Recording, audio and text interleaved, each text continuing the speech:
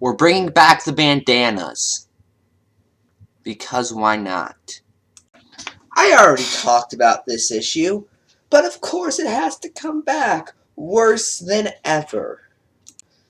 So let's continue talking about the PewDiePie issue. Now, what happened was Wall Street Journal posted some really bad stories about it. And if you don't know what Wall Street Journal is, it's this center-right outlet that posts some really stupid stories. And of course, it's got the attention of some people. One of which is Paul Joseph Watson. Excuse me for a second. Keeping these on.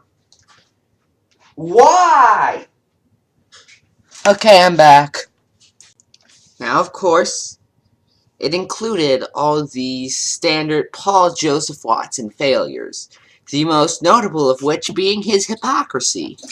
Because while Paul Joseph Watson can sit there and criticize Michael Moore for not holding his consistent position for 30 years, Paul Joseph Watson doesn't have to hold a consistent position for 30 seconds.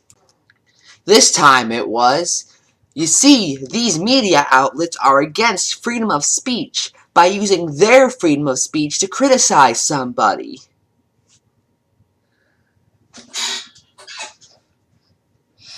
How? And then there's GradeAUnderA, who's a pretty decent YouTuber, and he made a video criticizing the Wall Street Journal, calling it not a good publishing outlet, which he does have a point on. It is owned by the same company that owns The Sun, so he has a very good point. However, then he uses a clip of a story to prove his point from, drumroll, Fox News. The most easily disproven news source of all time.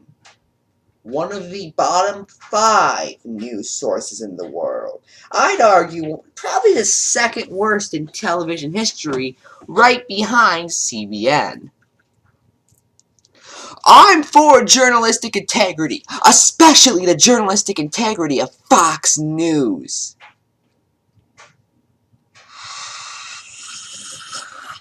How?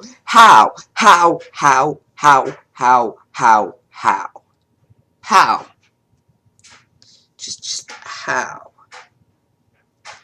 And of course, I'm going to point this out one more time. Criticizing PewDiePie for making Nazi jokes is part of freedom of speech. It is not censoring his freedom of speech.